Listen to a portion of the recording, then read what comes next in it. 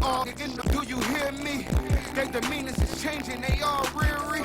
6 figure in the thugger, no security. I don't need a goon, blue hunters gon' secure me.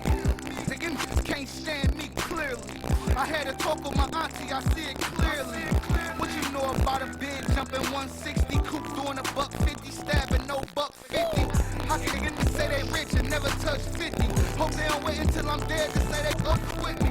Baby mama gotta eat, kids gotta eat. Shout out to the Connect, he keep me on my feet. Fresh off the beach, $1,000 shoes on my feet. I'm off the...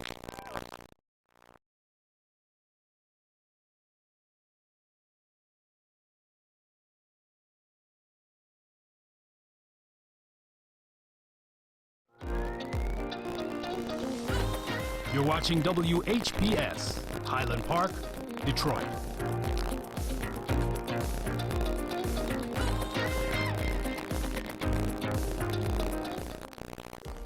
The views and opinions expressed on the following show are not necessarily the views and opinions of WHPS, its affiliates, management, or sponsors.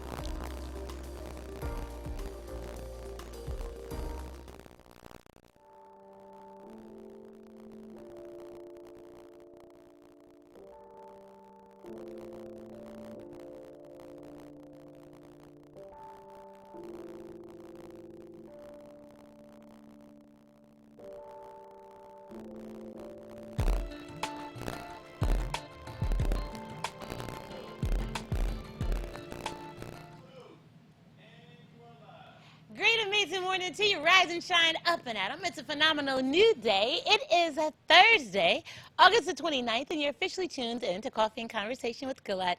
And I'm Colette, and you all know I do my curtsy. That's what I do to show reverence to you, because I know either some of you, you have your children getting ready to go back to school. Great amazing morning, brilliant minds.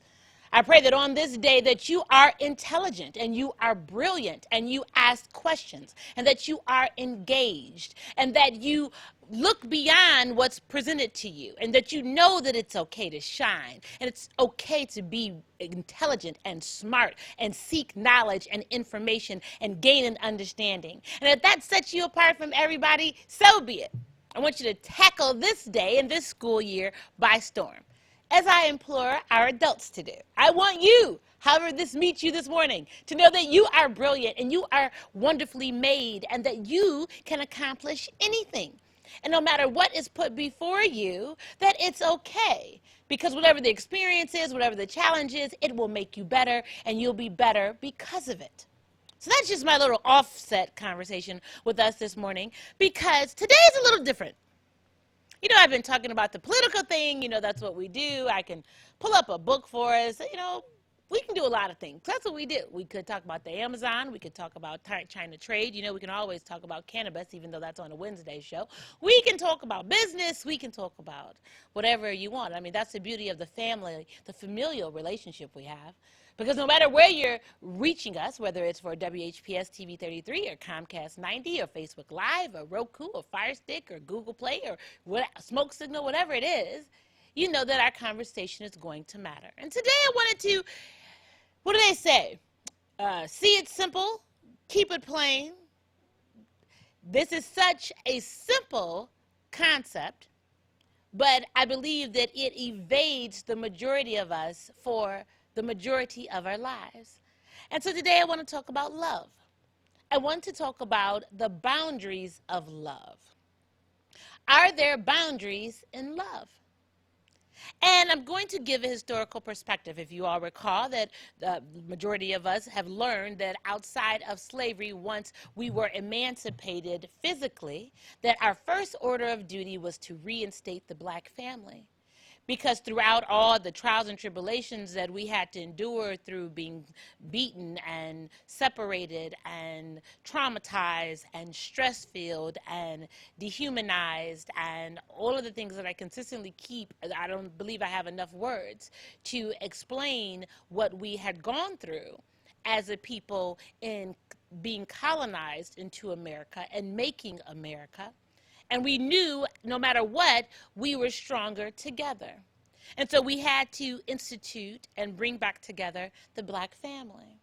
And so in the midst of that, I believe that we do that, and to the Western civilization's dynamic now, that we incorporate love. We don't go by the arranged marriage dynamic, and we say that it's about, who you choose and the connection that you have, and then you make that decision to spend your life with someone and commit to them, and till death do you part.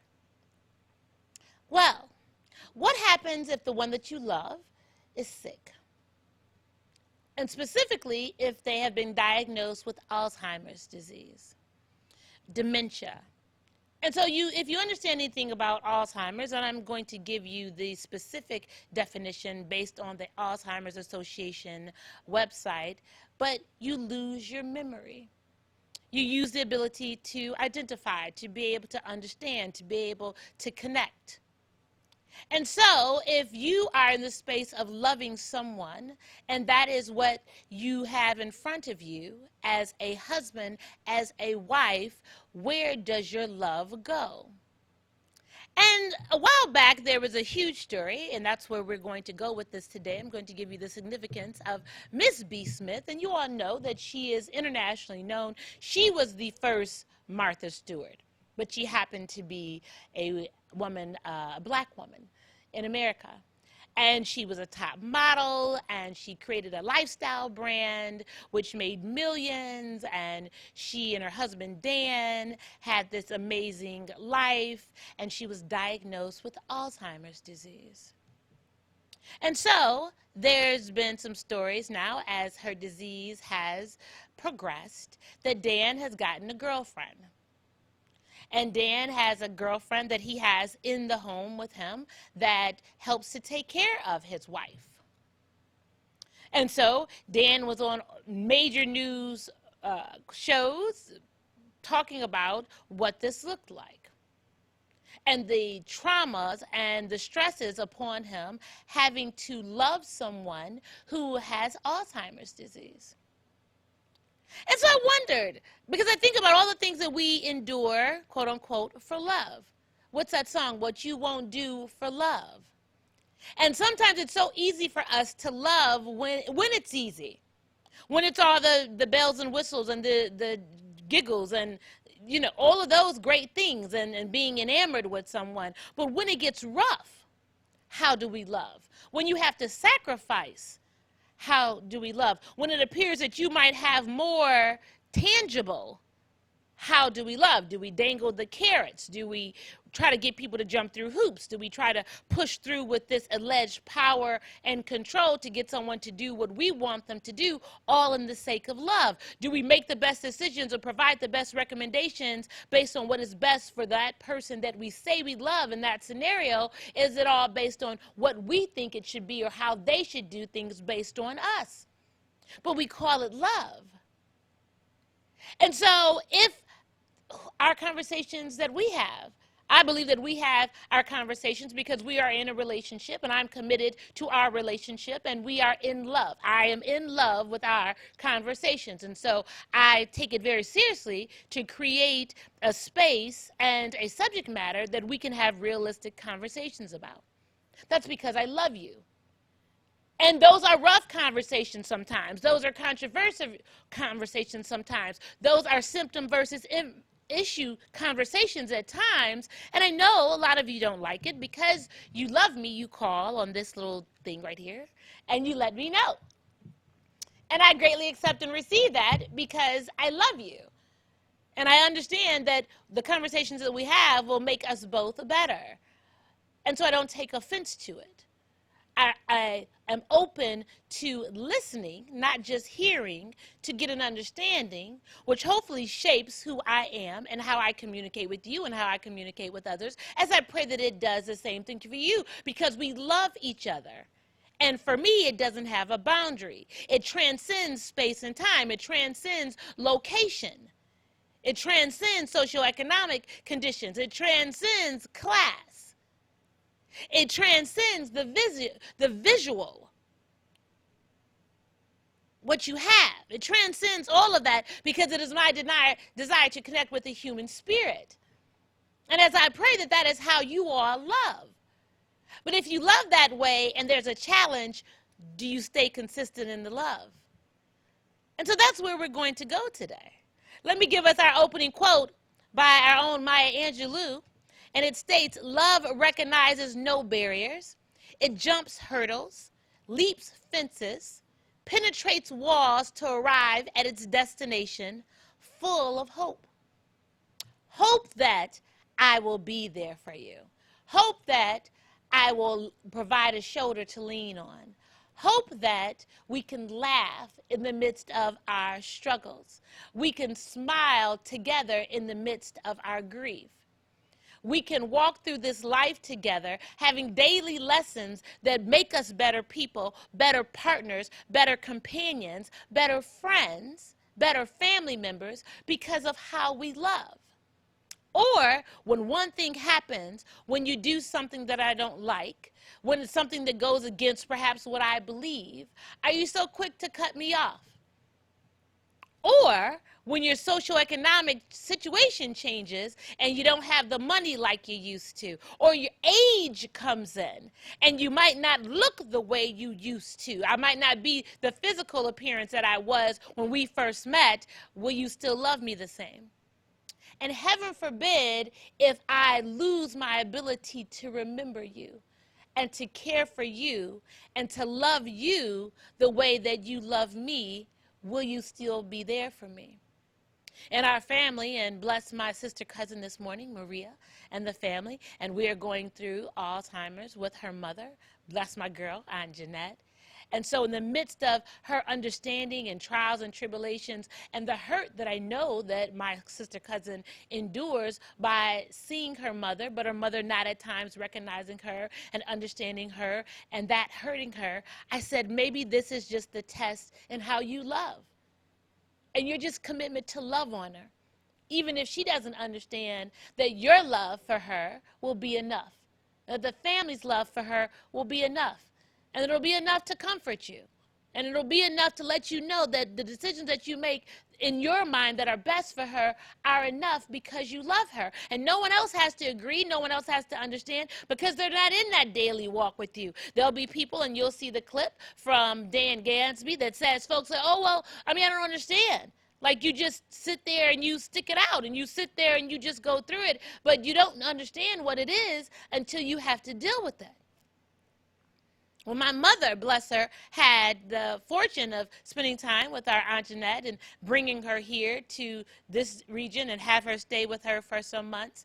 And I could see the toil that it put on her because she couldn't separate the disease from her sister.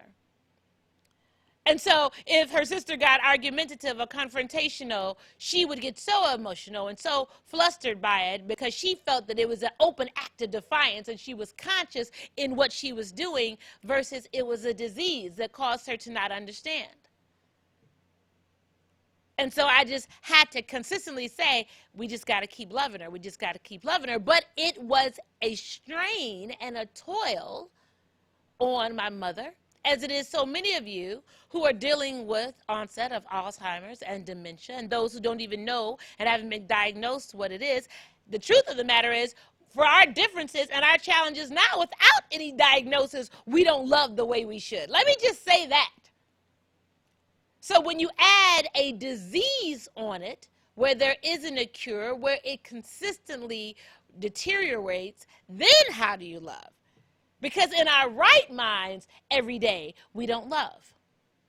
And so maybe that's the bigger thing that we really need to assess. Outside of being diagnosed, we still don't love the way that we should.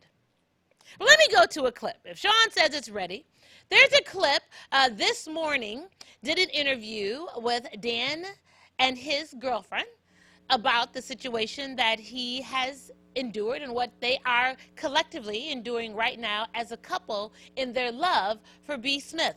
It's about an 8-minute clip, so let's take a look. TV channel, and he says his wife B has given her blessing for him and Alex to form a relationship. So let's go to them live in New York and say good morning to both of you. Good morning, Eamon. Good morning, Ruth. Morning. Good morning to the both of you. Where do we begin? Dan, one of the things that makes this different than everyone else's story is the fact that B, and to extent you, are very well known, and therefore everybody's going to have an opinion on this, aren't they? To say the least, Eamon, I mean, everyone has weighed in from a moral, religious, every kind of stand that you could imagine. But the most important thing is that, you know, we wrote a book that was a New York Times bestseller called Before I Forget. My wife said to me, after she got the diagnosis in 2013, we walked from a hospital, very famous hospital, Mount Sinai here on Fifth Avenue. We walked about 7 blocks. She stopped, she put her hand on my arm. I want you to go on. I don't want you to sit in a room with me and, you know, not have a life. And to me, you know, most people don't even have wills, but we had a conversation about that even before, when we started to plan for our future. We talked about what would we do in the what ifs. What if I became incapacitated? What if she became incapacitated? How would we live our lives? And to me, it's the truest expression of love to not hold someone to something that is unreasonable for their life expectancy, but at the same time, I made a commitment and I made a vow to take care of her, and I do love her. But as many people who are in the club, as I say, here in America, 7 out of 10 people who care for someone who has Alzheimer's or severe dementia, 7 out of 10 of those people die before the person they're caring for. They predecease them. Okay, and Alex, you're also a big part of this story, and there must be a lot of pressure and judgment on you as well. Do you find yourself having to explain yourself all the time? Yes, I mean, you know, this story has gone viral, and there is a lot of pressure.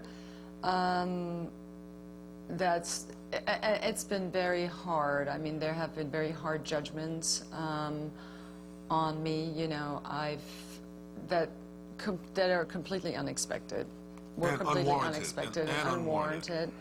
And yes, it's been very rough. Dan, you're still caring for Barbara, or B, as you call her, and most people know her. Explain to people what it's like day to day to care for B in the stage that she's at in her Alzheimer's right story. Now, she's an amazing, beautiful woman. She is almost 70 years old. She looks like she's 40 years old. She is right now a 69-year-old toddler. When you lose the ability, when you have a neurodegenerative disease, you lose all ability to understand everything. You don't know what day, what week, what month, what year it is. You don't know how to even toilet yourself. You don't know how to get a glass of water. Everything that has to be done for her, I have to, or my daughter has to, or Alex has to initiate it. So I call it living in hell without the heat. And it's almost like trying to drink water from a colander. No matter how much you try to get them to do something, or how much you try to get the water to your mouth, when you get there with that colander, that bowl with holes in it, nothing's there. So it's very frustrating, and it caused me, quite honestly, Ruth, to drink too much at a point, to gain 30 pounds, to feel like I was in hell. And I love her, and I wanted to take care of her, which I'm doing. But when you sit in a room and you can't watch television and talk about it, you can't read to the person, they get up and walk away. You can't turn your back, and they may drink the soap in a bottle because it has a color. You start to live symbiotically their lives, and your life starts Dan, to close and shut down. Yeah, Dan, you are, preaching to the converted here, because my father had Alzheimer's and my mum looked after him for 11 years, and I know day to day how difficult that is, and it's the loneliness she talked about, when other people have gone home, and it's in the evening when you're maybe sitting, like you said, you can't comment on a television programme. But Alex, I know that you're involved with helping look after Bea. Do you actually live at the house with Dan and Bea, or do you visit? How does that work, and how do you feel being part of this, still a marriage, but obviously you and Dan now have your separate relationship? Yes. No, we do not live together. I live in the city, and I go out to where Dan and Bea live. I visit like every other weekend, perhaps. And I have, my own little space in the house. In their house, they have a very large home that Dan actually purchased with Bea in mind, so she would have enough space. She used to run away, and so he found a home that had has a lot of indoor space as well as outdoor space that is gated, so that she can't escape as she used to. And does she understand, Alex, who you are and the relationship that you and Dan have? Dan, have you tried to explain that to her? No, I don't. She is beyond that capability, clearly. And I think that's part of the problem, is that a lot of people really don't understand what Alzheimer's is. They think it's memory loss, and people just... We've only got a minute left. I'm sorry to cut across you, but what we do understand is that whatever this relationship, there's love all around. There's love, Alex, between you and Dan, between Dan and Bea, between you and Bea. Definitely. And what we can see is, however unconventional people may think it is, there's love all around, is there not? Yes, there is. Absolutely. And the toughest thing, as Ruth knows from her experience with her parents, loneliness is deadly. Yeah. Loneliness creates depression. Loneliness creates the feelings of hopelessness that causes you to spiral into things that ultimately take you down and can actually kill you. It's a silent killer. Guys, we gotta go. Really appreciate you sharing your story and explaining this to us, because so many people are in that situation, and maybe they've thought about getting into another relationship or whatever. But thank you both, and every happiness to both of you. Thank you. To Bea. So I'm so appreciative of the clip we just viewed by This Morning, and it gave an overview of the relationship of Dan and Alex and Bea.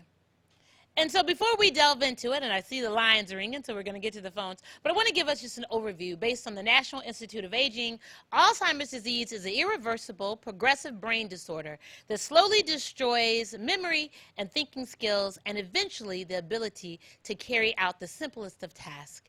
In most people with the disease, those with the late onset type symptoms first appear in their mid-60s. Early onset Alzheimer's occurs when between a person's 30s and mid-60s, is very rare. Alzheimer's disease is the most common among dementia in older adults. And let me let you know that there's an estimate that 5.5 million Americans aged 65 and older may have Alzheimer's. Many more under age 65 also have the disease. Unless Alzheimer's can be effectively treated or prevented, the number of people with it will increase significantly if current population trends tend to continue. And of course, we're going to get into a situation with the assessment of how race impacts dementia.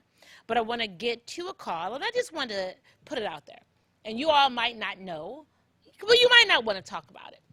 But the history that Dan reviewed, he and Bea knew Alex from their time in the Hamptons. They would see each other at social events and the like. Of course, the disease progressed with Bea, and so Alex, well, this is the backstory, had dealt with Alzheimer's from her dad, and so he and Dan and Alex decided to meet for coffee, just to be able to share those like experiences, like he mentioned being a part of the club, and before you know it, their like experience from the Alzheimer's dynamic turned into shared laughs. He said that he realized he was happy, and a relationship blossomed.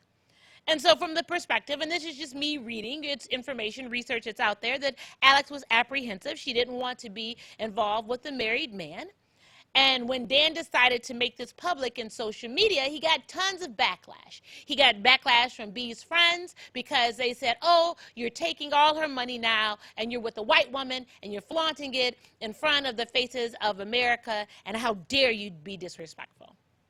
And so I just want to ask, maybe there are a couple issues here. Would you have had a problem if he got a companion and he was still taking care of his wife and she happened to be black and they didn't have a financial means, that they didn't have wealth? Would that have been okay?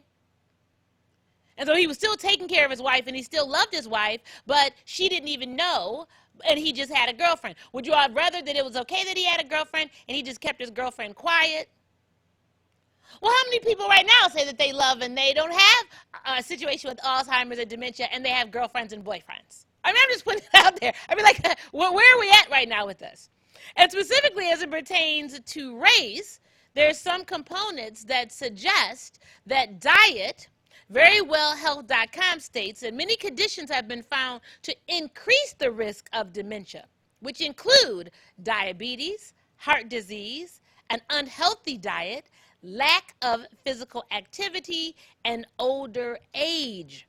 So those are some other components. Specifically, a study that was published in 2016 that African Americans have the highest risk of dementia, 38% over a 25-year period beginning at age 65, followed by American Indian, Native Alaska Native group at 35%, Latinos at 32%, Pacific Islanders at 25%, whites at 30%, and Asian Americans at 28%.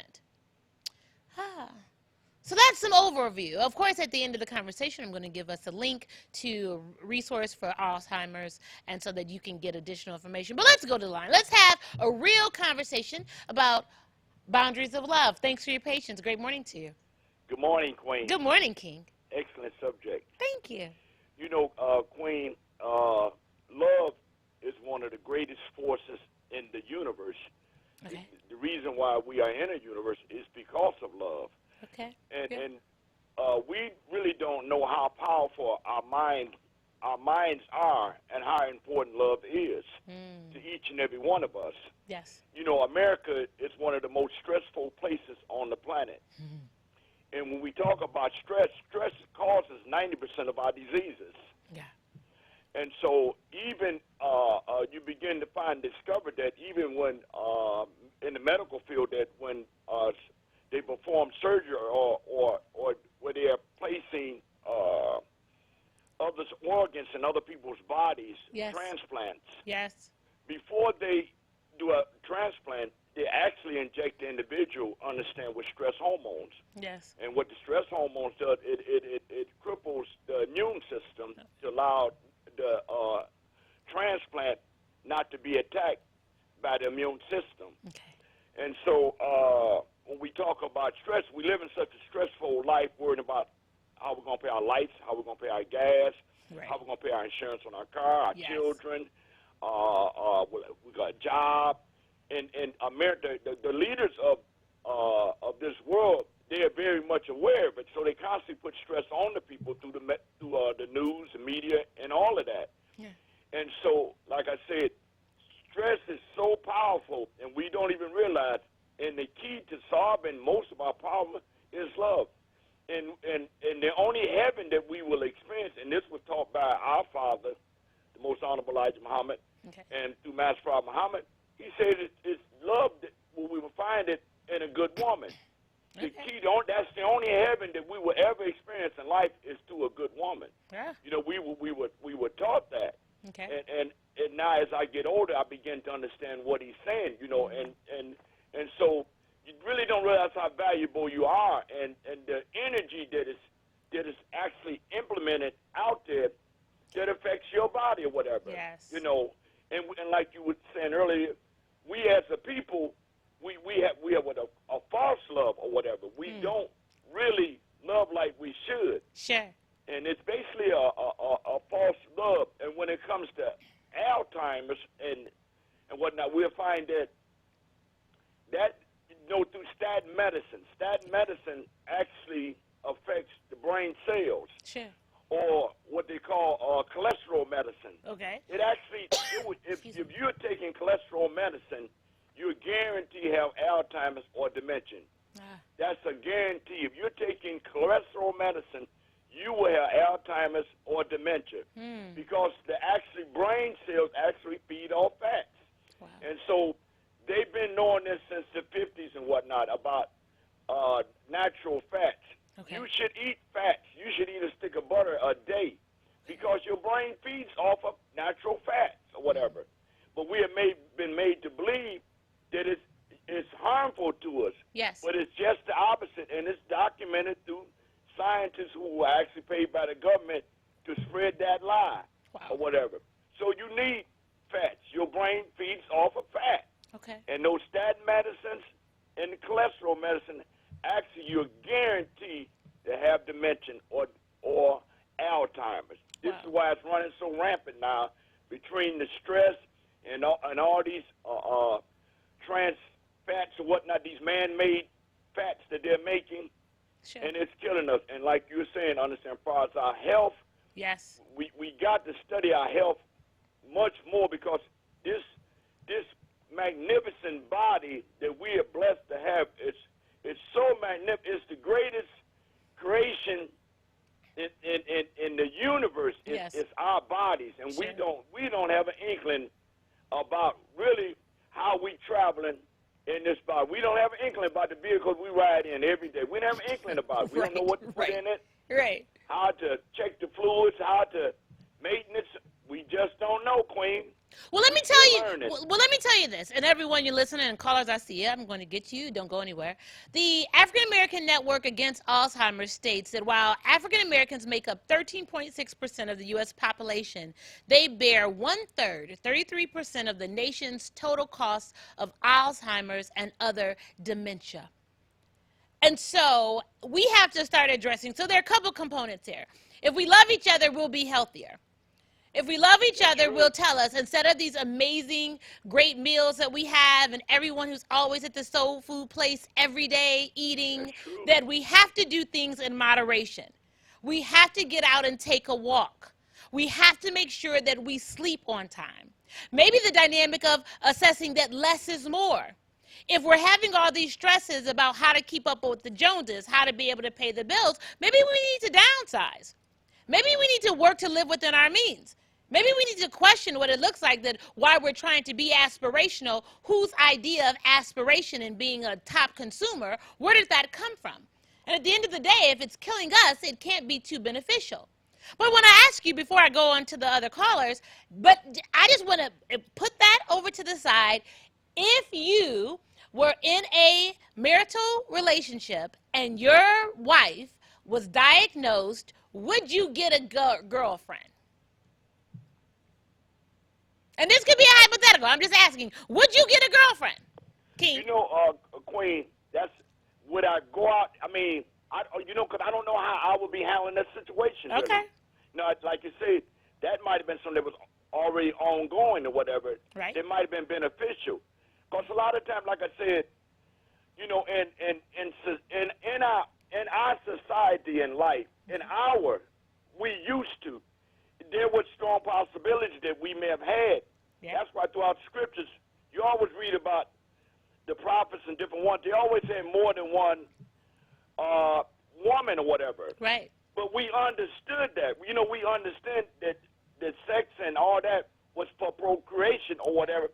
Or if you decided, hey, I want a particular type of child, we need a child for this situation in life. Right. Depending on the mother, it's like a farmer. Right. Depending on the soil, certain soil only produce certain types of crops. Right. And it's the same thing even when we think about life itself, even with male and female. Okay. Certain men, certain women produce certain type of children depending on.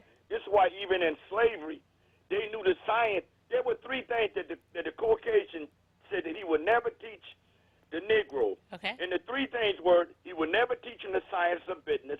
Okay. He would never teach him the science of warfare. Okay. And he would never teach him the science of mating. Okay.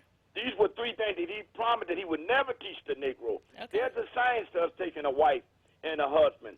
You can't just, we take it by the outer appearance and whatnot. Yes. Or what they got. You know, Yes. this is how we choose. Because Yes. we don't think about the future. We don't think in terms of what we need a child for. You know, Sure. sex is, you know, it relieves stress and all that, but it's for basically for procreation. Okay. And we understand living, like I say, living in America. It has a negative effect on us. Negativity. This is a negative place. Okay. You Well, know, King, I appreciate your call. I don't mean to cut you off. Thank you. Have a blessed You day. have a blessed day as well. I want to get to someone who's going to tell me that they would have a girlfriend or a boyfriend. Great morning to you. Good morning, my baby. Good morning, Doc. How are you? I'm great. What about yourself? I'm amazing, thank you. And I'm talking to you.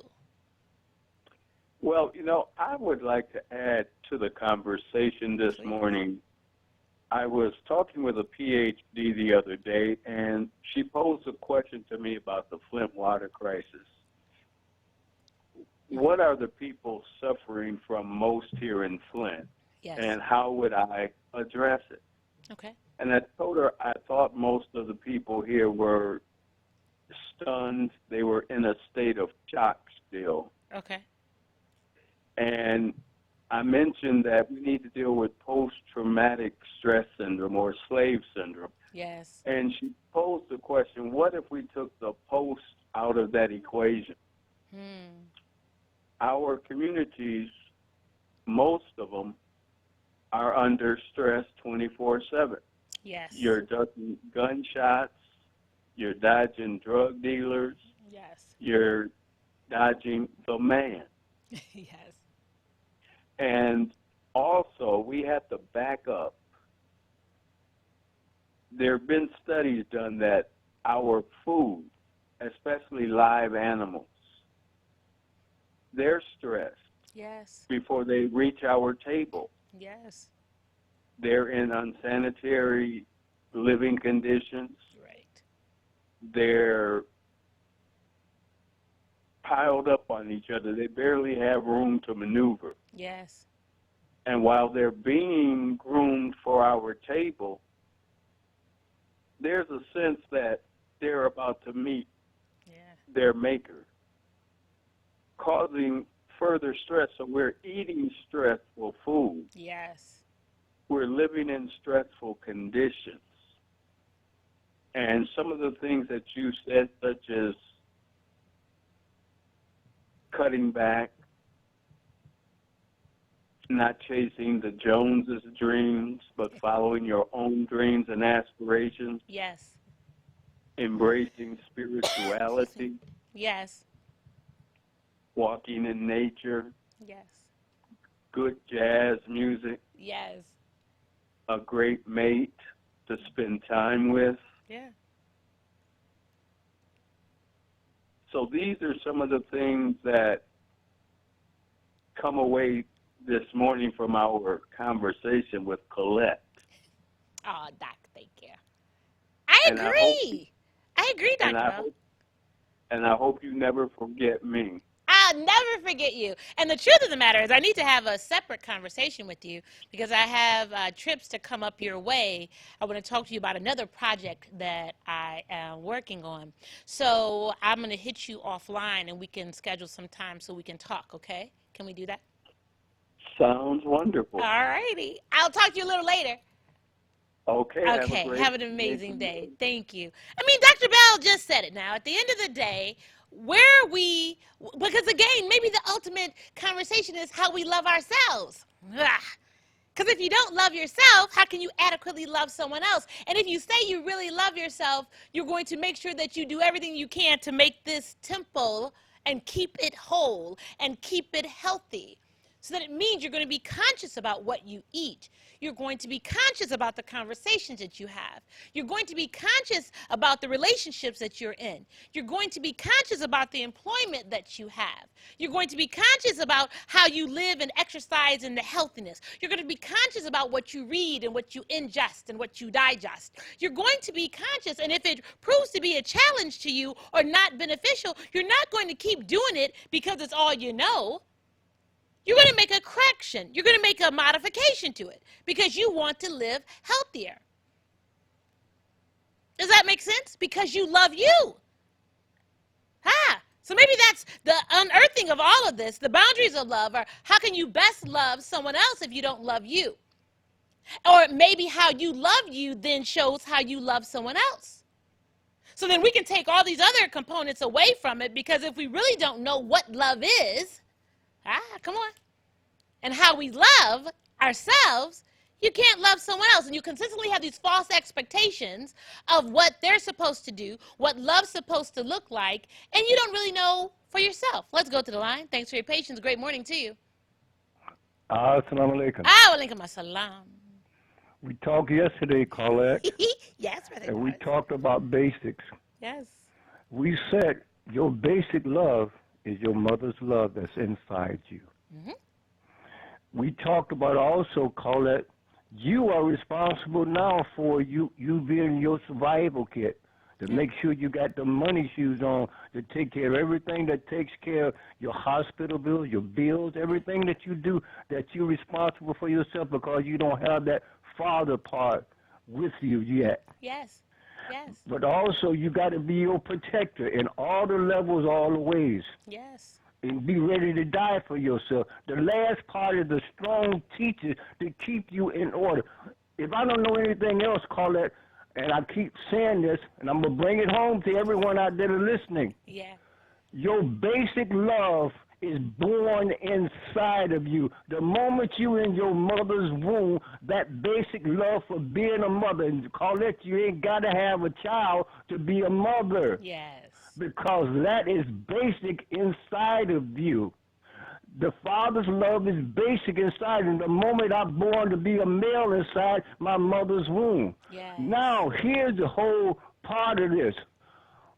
We're so far from the basic part, and I asked you, and I said this to you, how many times do you ask yourself what you like about yourself, what you dislike about yourself, what's weak about you and what's strong about you, what's weak and strong about your mental health and your head health and your body health. But the one center is, they ask you, where's your center? Your center is your love within inside of yourself that is born and given to you. Go through, I don't care how intelligent you are, how many schools you done went to, and how many different businesses you got in order.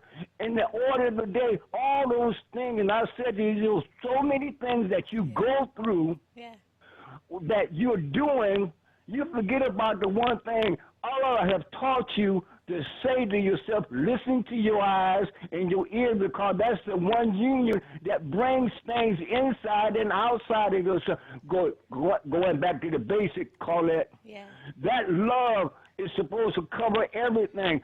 Talk to yourself. Get in that private moment. Talk to you and Allah, however you pray, but talk to yourself and ask yourself, how much am I loving you?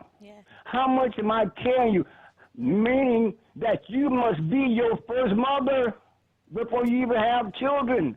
You must be your first father before you decide to make that move, because how you just said, how are you going to love somebody else and you don't love yourself? That's where the patience of Job, your strong part of yourself that keeps you in order. If you're not in touch with yourself, you're not studying, asking yourself, I find private moments all day long to ask myself about that basic part of myself. How much do you love me, Thomas Tate? How much do you love me? How much are you staying in touch with me? How much are you allowed to overshadow like a horse having blinders? You know, they put them blinders on the horse so he can only look straight ahead. But you need to have your full vision, that one union with yourself. The one union, Colette, and I keep bringing it home. If you got the basic together, that basic together is your whole base of how you grow, how you live. If you're not concentrating on and talking to yourself about that at all times, You lose it, Colette, because you too busy using all the other things. I got to be a mother outside of me, taking care of my daughters and my other family members. I got to think about all these bills I got to pay. I got to think about all these design, this engineering, and whatever my job and whatever else, all the projects that I'm working on. But you forget the one main project is thou self, one union. Yeah. One union, Colette. Yes. No matter what anyone says, if you fully, that mother's love cover everything you do. You got to stay in touch with her. Yes. You got to talk to her all the time and tell you constantly, go inside and constantly tell yourself how much you love yourself and make sure you know that you talking to yourself inside and out. Listen to her. Yes. Listen to him. Yes. I love you. I love you. I love you with you as well. Thank you, Brother Thomas. Absolutely. I mean, that's really about it. Isn't that what the words were from The Greatest Love of All? That in the midst of everything, you learn that you have to learn to love yourself. And so maybe we're just not adequately there, and you can't, maybe the whole onset conversation with dementia and B. Smith and her husband, maybe that's too much for you to be able to even grasp in a realistic conversation, because it's really about love. And I believe that so many of us don't really even understand what love is. Like the greatest love, God's love for us, the love that permeates through us, and that's what we show. But if we did that, we wouldn't, treat ourselves the way that we do, and we definitely wouldn't treat each other the way that we treat each other. So maybe it's just kind of fallen on deaf ears for you because you can't ascertain if there are boundaries in this love. That was just but one example that we showed today with B. Smith and her husband. I've never dealt with, I'm not married. I haven't had the marital experience. So I wouldn't know what that's like to have a spouse that is dealing with Alzheimer's and dementia. But I can tell you that in the midst of who we are and the daily life challenges that we have, that a selfishness, lessness that you need in order to love. So no matter what the situation is, not when it's just good you love, when there's challenges that you love, when you have to go out of your way you love, the action in the love, not when it's just the giggle time and it's the easy time. And so maybe that's what I'm just imploring for all of us today. Take a look at yourselves. Take a look in that mirror. Understand actively who you are and why you do what you do. And it's not an excuse. There are no excuses. It's really that simple. Like, you do what you do, you're conscious about what you do, one way or another, and then that determines how you interact, what you do best for you, and what you do for other people. So that's where I want us to take this conversation. We're going to delve a little bit deeper into it tomorrow as well. You know, that's our Freestyle Friday. We have 2 hours in a conversation talking about boundaries, the boundaries of love. And I'm going to leave you with an 800 number. This is the National Alzheimer's and Related Disease Education and Referral Center. It is known as ADEAR, A-D-E-A-R. The toll-free number is 800-438-4380. Again, to get more information about Alzheimer's and dementia-related information from the National Institutes of Aging, ADEAR Center. And I'll post that up on our website and my page as well, because that's information, that's education, we need it. We need to, if we love ourselves, we'll be better by ourselves. I want to end with a quote on today as we continue with the theme of love. And that quote states as follows. Da-da-da, drum roll. We love because it's the only true adventure. That's from our own Nikia Giovanni. It will take us anywhere. It will cause us to experience a multitude of emotions, but I believe that there's nothing greater than. Continue to make your moments matter. Make this day amazing. I pray that you've been educated, enlightened, and empowered. Look forward to seeing you bright and early tomorrow morning at 7 a.m. for more Coffee and Conversation with Colette. I'll see you then.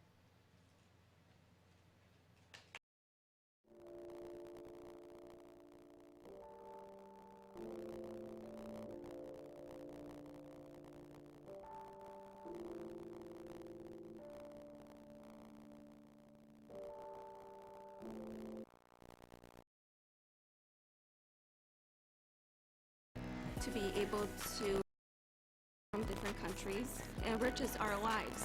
Why can't it give me so much? My degree, who I am. The college supports you to grow They have the different campuses. I'm like, I can try this. My cleats stronger. Opportunity. This is going to be a spectacular event. There's only one person in this state that can give a workshop like this. Contact Renee at 707-881-7363. Come and enjoy. You're watching Detroit's own WHPR TV. Detroit Live.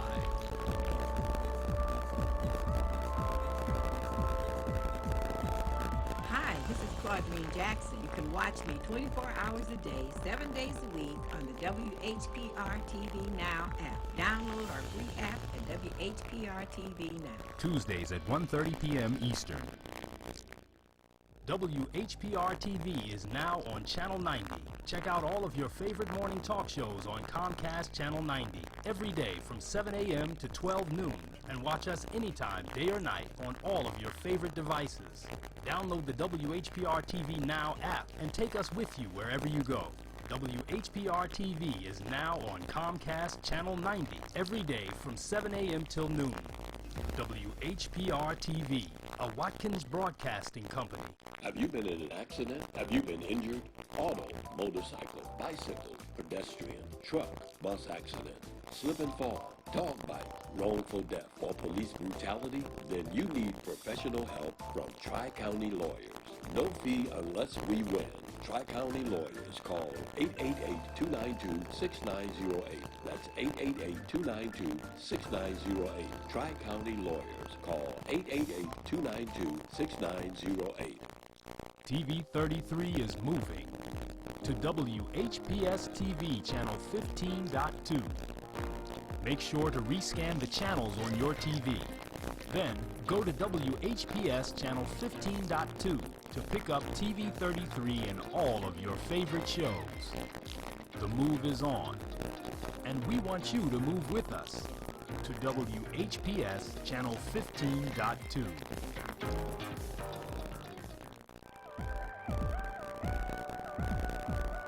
You're watching Detroit's own WHPR TV.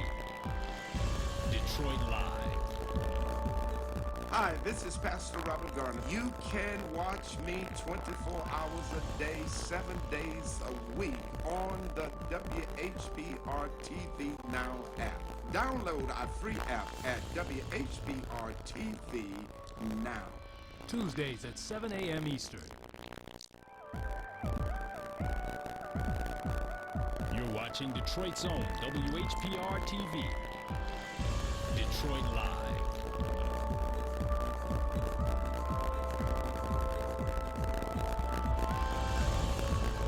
Hi, this is R.J. Watkins. You can watch us 24 hours a day, 7 days a week on the WHPR TV Now app. Download our free app at WHPR TV Now. Wednesday, 6 to 8 p.m. Eastern.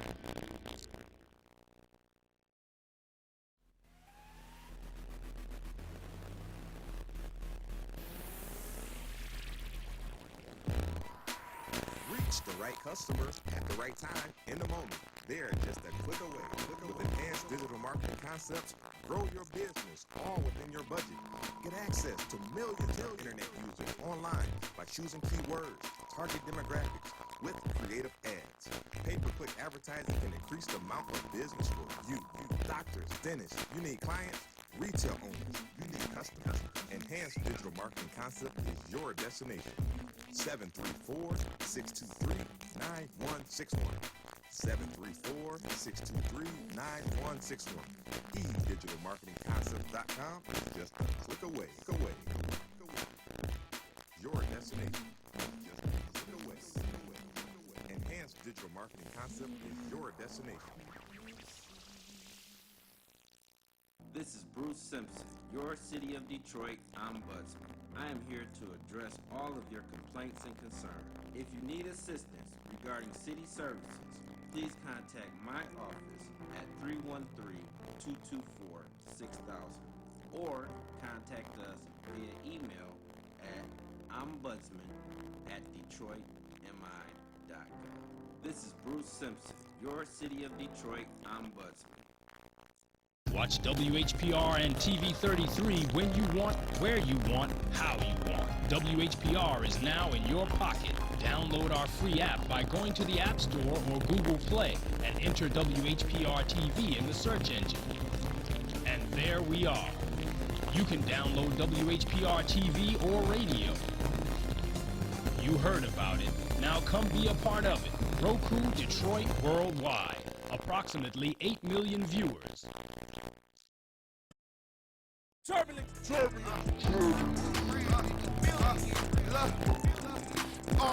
Do you hear me? They demeanors is changing, they all reary. 6 figure in the thug and no security. I don't need a goon, blue hunters gon' secure me. The Indians can't stand me clearly. I had a talk with my auntie, I see it clearly. What you know about a big jumping 160, coupe doing $150, stabbing no $150. How can they say they rich and never touch 50? Hope they don't wait until I'm dead.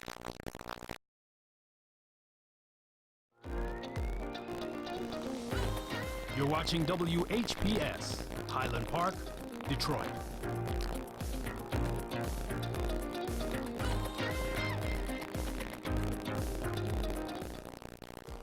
The views and opinions expressed on the following show are not necessarily the views and opinions of WHPS, its affiliates, management, or sponsors.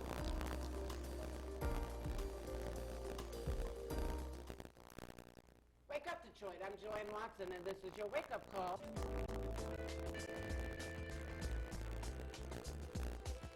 When a brown girl child is born, the earth shifts. The sun is at half-mast. The moon waits for her first cry.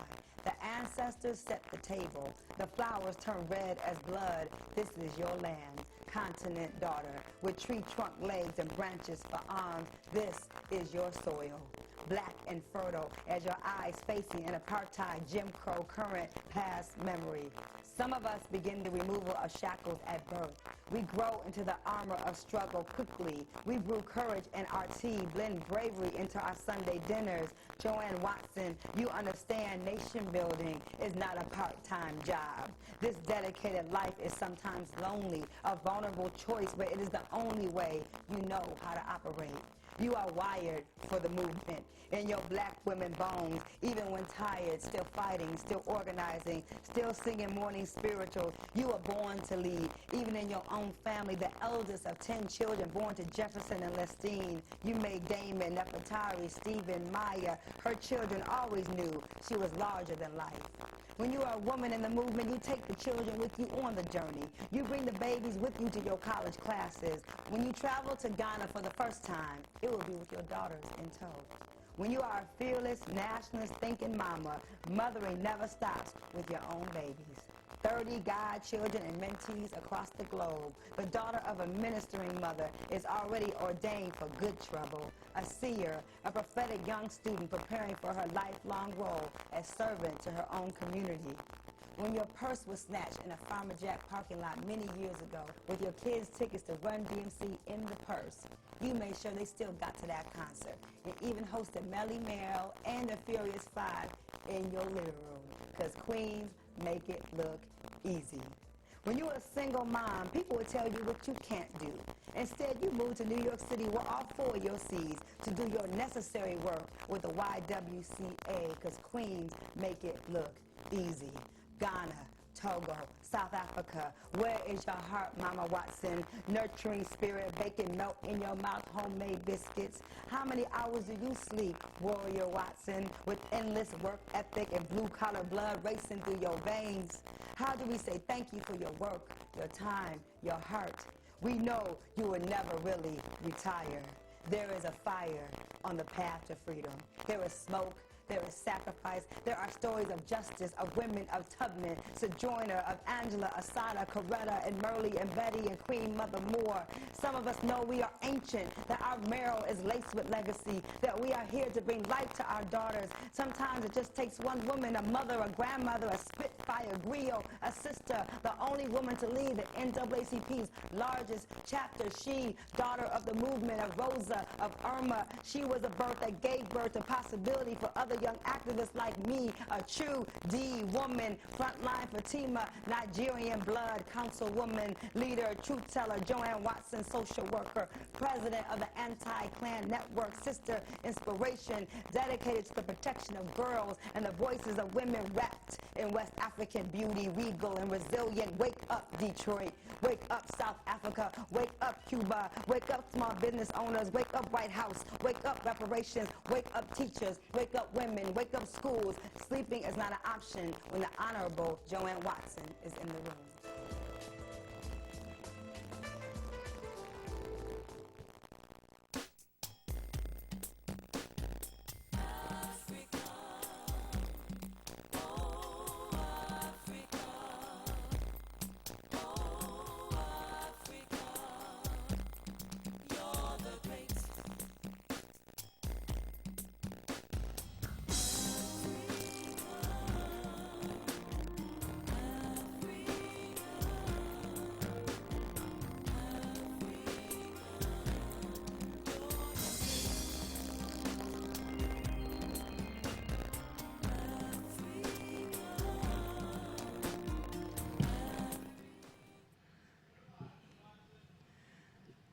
Wake up, Detroit. I'm Joanne Watson. This is the day the Lord has made. We rejoice and we're glad in it. I don't know about you, but I can't let one day go by without praising his name. We praise God from whom all blessings flow. We know it is God who made us and not we ourselves. And this is a very special day. You know, there are some people in this community we just love from their head to their toes. They're wrapped up in the African Holy Spirit. They've been given their whole lives to the movement, to our community, to our children, and it's their birthday. Happy birthday, Queen Mother Helen Moore. Happy birthday. Thank you very much. Thank you. Happy birthday, Brother Paul Taylor, PT. Happy birthday. Thank you, thank you, thank you. We love celebrating their birthday on black television. You know, black folks, every now and then, we ought to love on each other. We ought to nurture each other. We ought to celebrate each other. And we ought not wait till somebody's homegoing to talk about how good they are. Yes. I declare we ought to love on them while folks are here and can smell the flowers or drink the coffee. Well, I thank you so much. So I just want you to know on behalf of a very grateful community. And you know, I'm kind of connected. I've been around the block a few times. I'm kind of connected. So, on behalf of all the thousands and thousands who have benefited from Queen Mother Helen Moore, taking care of our children in Detroit Public Schools, taking care of our children, saving the Detroit Public Schools. It would have been gone if it wasn't for Helen. Would have been gone. They brought charter schools in, the EAA in. They brought emergency managers in. They brought crooks and thieves in, plunderers. Right. They did all kind of shenanigans trying to take our schools from our babies. But the schools get live. And Queen Mother Helen Moore, with some help, but Keep the Vote No Takeover is a vehicle. And it's interesting, she calls me and Paul the co-chairs, but the co-founders, but Helen Moore is the reason. Oh, yes, the reason. Keep the Vote No Takeover has persisted and been victorious for our children down through the years. And Paul Taylor, who was he's going to be chair forever of African Liberation Day, Million Men alumni, and the founder of Inner City Sub Center, the food co-op. He does so much for our babies, so much for our families, and anything black. There was no coincidence that all three of us were connected with the movement to keep Thomas Jefferson's exhibit out of the Charles H. Wright Museum. We always on the same side and in the same movement. Always are, and it's just an honor to honor this sister and this brother who happened to be born during the same period in August. This is their birthday, their birth week. And we just want to take time. Every now and then we ought to just stop and say thank you. So we're saying thank you on behalf of a grateful Detroit community to Queen Mother Helen Moore and to our brother Paul Taylor. We thank you. We sincerely do. If it wasn't for you, I don't know how I would have made it. Every time something happened, you're right there. That last 6 months when you stepped up and said, you keep your mouth shut when they were throwing me out of the meeting. You just keep your mouth shut. I got this. And all the community was behind you, and you let them know no more arresting her, no more dragging her out. And sure enough, they don't drag me out anymore. In fact, they called on me to help them Come on get now. things done. Come on all now. the things that we wanted, are now being implemented. Go in ahead. public schools, Come on now. Especially that third grade reading. Woo! We are in charge of it, and we meet with them every Woo! month. And so it's a wonderful Praise thing God. when people stand up. I've Praise been waiting God. on that Praise for a long God. time. Praise I waited God. on that. Well, that's why you the queen mother. That's of right, education. Queen Mother of Education, Black Queen Parents for Mother of Quality Education, and just a strong, and nobody has fought harder or longer for school children than Helen Moore. Nobody. Nobody. I knew that the day would come when we would get our freedom and get our school back. So Coleman Young told me years ago, he said, no matter what happens, you got to keep fighting, and even if it means breaking up meetings, everything, you got to draw attention to what's happening so the people will know this is his plan. Come on I now. worked his plan. Hey. And people don't know that, and he said, don't you ever stop until you get what you want for our You children. better say the Honorable Coleman. I Yes, love Mayor. He yes. got my Father's Day gift after my father passed away. I love me. And when he put my name in his autobiography, I almost passed out. Listen. I love Mayor Young. But Mayor Young called me one night, and he would always call you in the middle of the night. I tried to act like I was already woke. He called me at night. Whenever my phone rang at 1 or 2 in the morning, it was the Honorable Coleman, and I'd always scream. I never got so used to him calling, I just took it. Now I'd say, ow! That's what you do. I'd scream. He'd say, hello, dear. Go to that school board meeting tomorrow. He didn't do pleasantry. He went cut right to the chase. Tell him to give Sherry Madison Polk that contract, and you take Helen Moore to watch your back. All right, dear. Goodbye, dear. That was it. That was it. That was it. Saturday That- morning, That's he would the call marching me up order. and he say, I like what you did, but you got to do this and make it better.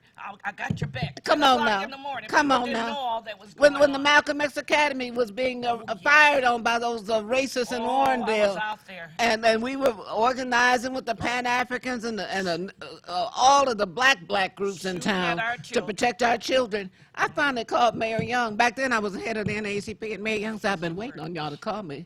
I'm the mayor. So I said, yes, sir. Yes, sir. Call the meeting.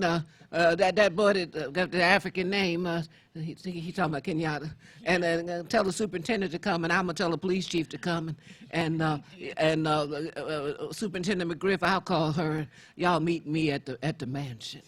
In the boathouse, and we met over there. Kwame Kenyatta had a button on his African suit that said "No sellout." No sellout. By the end of the meeting, the mayor said, "I just wonder who is the sellout." he had to explain himself because he wore that button in the house. But the significance of the Honorable Coleman, he took care of the whole city.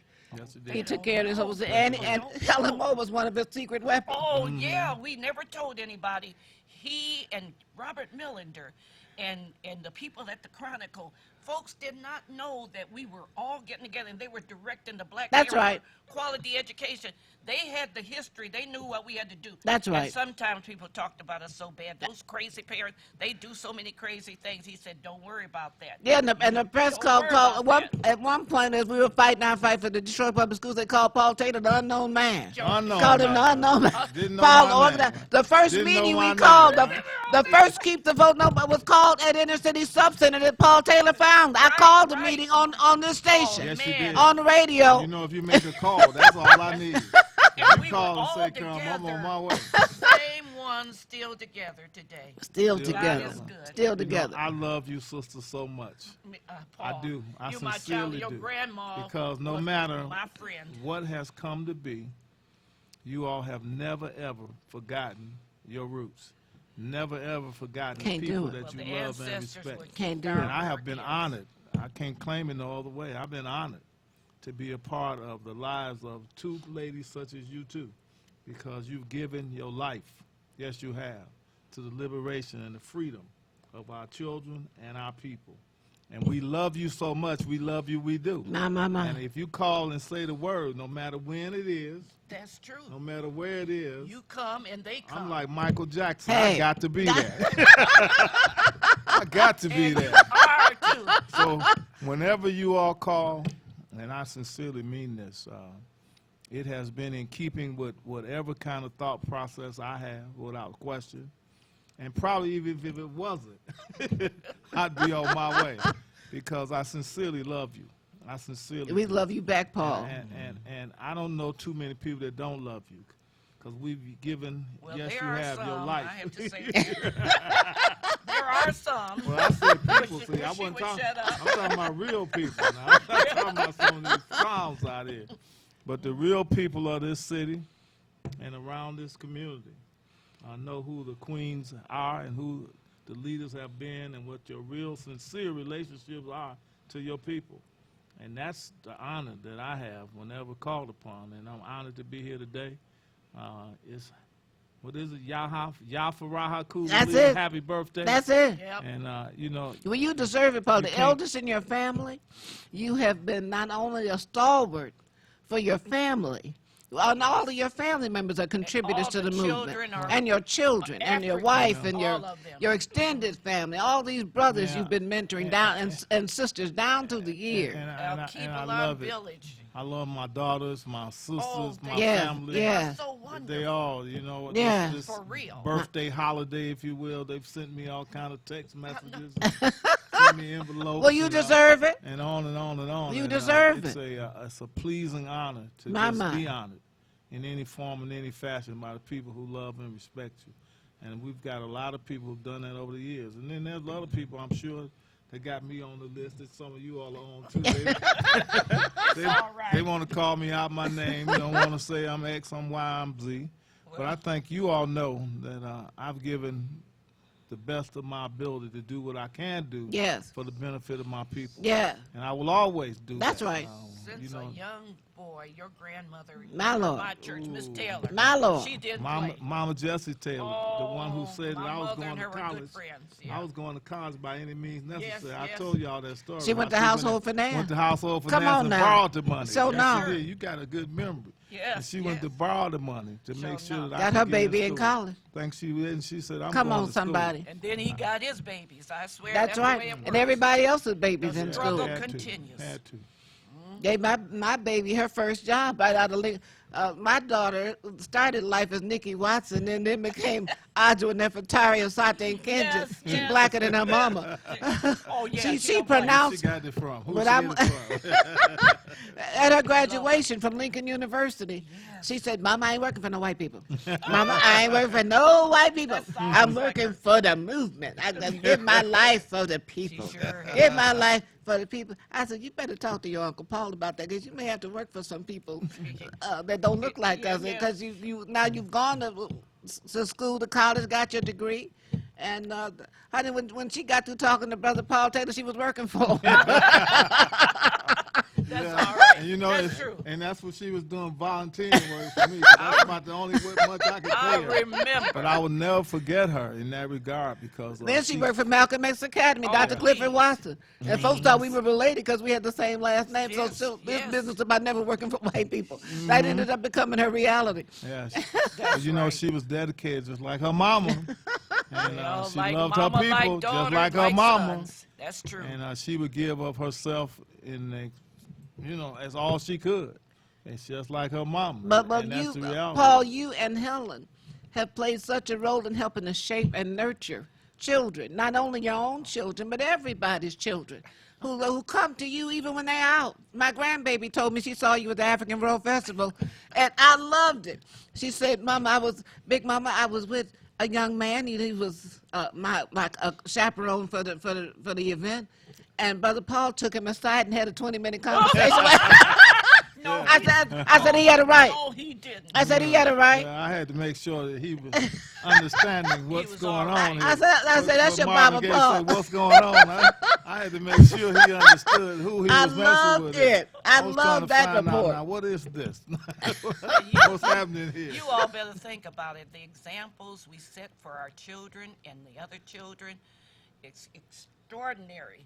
When you think about it, I know all your children, grandchildren, we told them you black, and we told them the struggle continues, and you got to carry it on. And haven't they done a wonderful They job? have the Nina treats me just like another mother, her baby. Yes, yes. And when Helen just was in the called me. hospital, so sick, and we prayed that the Lord would extend. And look at the Lord giving her 20 more years. And And I'm not plus. supposed to be here. That's why. That's why I can do what I want to, because I'm not afraid But to die. Nina was standing like a guard at her mama's hospital bed, and only a few of us could get in any off people was sent to the door. One trusting them in there. They might come in and be. This is funny. 2 days after surgery, brain surgery, I woke up and it was something over there in a white outfit sitting at a table praying. I said, "Okay, Lord, I'm in heaven." I said, "Okay, who's over there?" She said, "Go back to sleep, honey. It's me, Joanne." And I said, "I'm in good hands." 2 days after surgery, she's middle of the night. She's still there praying for me. Scared me to death. I was praying. Special lady. I was praying. You sure was, and you prayed, and 2 days later, I was sitting outside. Praise God. They was looking for me, getting some air. Praise and they God. said, "Where did Miss Moore go?" And I said, "I wanted to go outside and get some air." That's The right. sun was That's out. right. And prayer. Praise the If Lord. there's ever two ladies who are destined and who will certainly be in heaven, these are the two ladies. But if you all ain't in heaven, ain't nobody gonna be there.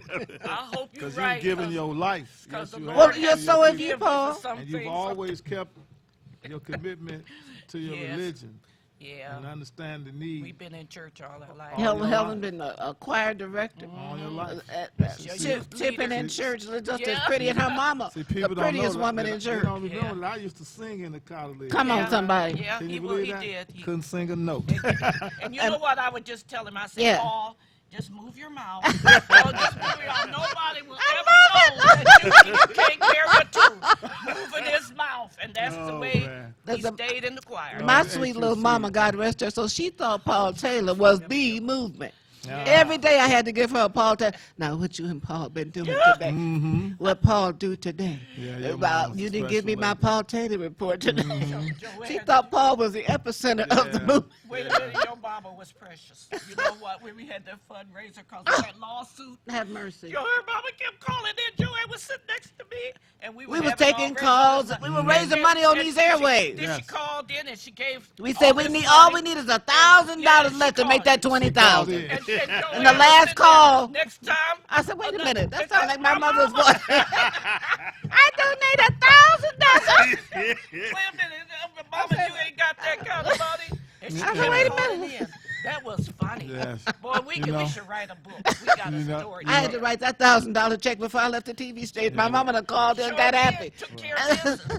She did not play. Well, she's a special lady, no doubt, and she really, really, really showed me Joanne, that how she. many children did she have? I'm the oldest of 10. See, that's Oh what my I'm God, talking ain't about. that something?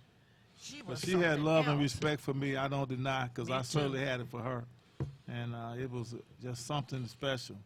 And her spirit still lives. Praise God. Praise Yeah, God. long live the spirit. Well, your mother and I remember your father loved to see that the martial arts team step on it. Oh yeah, he did that. Well, get off it. Get off of Get it. off of it. Oh yeah, he loved that. The drill team. The drill team. Sub-Center. My dad loved the drill He team. supported Paul's whole family supported he Inner was City a- Sub Center. he was- His sister Pat, everybody in the family supported Inner Cities. It wasn't just singular. It was the whole family. Most And Helen's whole family has supported every project from Black Parents for Quality Education to keep the vote no takeover. Helen has gone door to door to help refill the Detroit public schools, door to door. Still going door to door to help our people love themselves enough to lift up our own school system. And wait a minute, the school that my children went to that was closed is now open. Praise God. I'm over there all the time and making sure it's doing right. Praise God. All the new desks, all the new rooms. Barton School Praise- is come on, open, somebody. y'all, I love and it. we already overcrowded, and the I enrollment in love it. Detroit Public School is going back up. Woo! People are coming back. That's to their right. schools Because and those their other schools don't work. That's I the don't- charter I don't schools. They're not is a doing mess. anything. We want to even mention your birthday. How can you do the things you do? I don't At the know. time you do. I don't think This about lady age. is everywhere. The Lord She's has involved blessed in me. everything. that's 83 relevant years to old. our This people. month, 83. 83 years old. Lord Can has you blessed me. believe I that? don't even think about it. One Thank of my God friends Almighty. passed as church yesterday, and Miss Greenwood, and I never knew that she sang in the choir and everything. She was 108, y'all. Wow. I'm sitting up and I looked at the obituary and I said, Miss Greenwood, she looked black, does not crack. She looked like Come on she now. was about 80. I thought she was 80 or 85. Miss Greenwood, your mother's friend, My was Lord, 108 Jesus. years old. My Lord, my Lord. Look at God. So God does it. all the time. And God is the reason all of us are here. Sure enough. We're here by God's grace, Without doubt. I know I God's shouldn't be here. favor. They tried to kill me a lot. My Lord, my Lord, Jesus. Yes, they did. They Yeah. can't kill Tried you. to break my 'Cause finger and end up in the hospital where the guard grabbed it and tried to break it. See, they don't did know all the kinds of relationship stuff. you have with God. They don't understand that. That's it. Yes, 'Cause That's you've it. been there and done that. So God has left you here to do what you do. That's it. And can't right. nobody do it better than you do. That's right. And There's I ain't no gonna way. stop until we free. That's right. There's no way. And if I ain't free, the rest of us, as we training like Aaliyah Moore Hey. and Malcolm X and like Yolanda Peoples Hey. and all the other folks in That's People right. Vote that keep it going. And Monica they will Lewis carry- Patrick. Oh, yeah. Oh, they will keep it going for us. That's right. They're well trained. So we're going to keep on keeping on. We are so blessed to have a wonderful backdrop in Detroit. Sometimes people forget because the media, the European media, they want to throw darts at Detroit and treat us like we're pathological and there's something wrong with Like we're Detroit. less than, and we don't count. That brings me to the point of Dexter Elmhurst. Yes. Fighting. I'm the president of the board. Praise over there. God. You saved Dexter Elmhurst Right, Center. yeah, Thank but- you. but Thank let you, me tell Helen. We kept it open. They came at us with code violations. I said, code violation? Have mercy. They said the state owned the building and everything that we got, the state had, but they waived all those violations that we didn't know about. Recently, about a year ago, Dan Gilbert wanted to meet with me. A whole lot has happened. But you know what? I'm not giving up that center until they have to come in and take it from me. That's right. We didn't have enough money, but we had fundraisers to keep it open, pay the bills. I said, look, y'all, we got to call in the mayor and everybody else. It's our money. We're sitting here suffering, and our children aren't getting the benefit of this center. So I made the call. Yes. No mayor. I kept calling. You know, don't mess with me because I'm going to worry you to death. Hey. And I'm saying, okay, it's our money. You doing everything for downtown and all the Hey. other folks. And there's nothing else on Dexter. Ain't nothing else on Dexter. And you want this center, and I'll be, excuse me, I don't say a bad word, but I will not be giving it up, and neither will the people in this That's right. this neighborhood.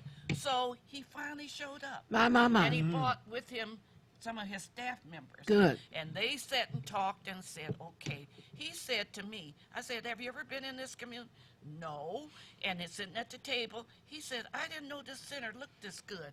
I didn't know it looked like this. They automatically think that we have run down places and we don't take care of them. My Lord. He said that, and I said, okay, Mayor, we need the code violations taken.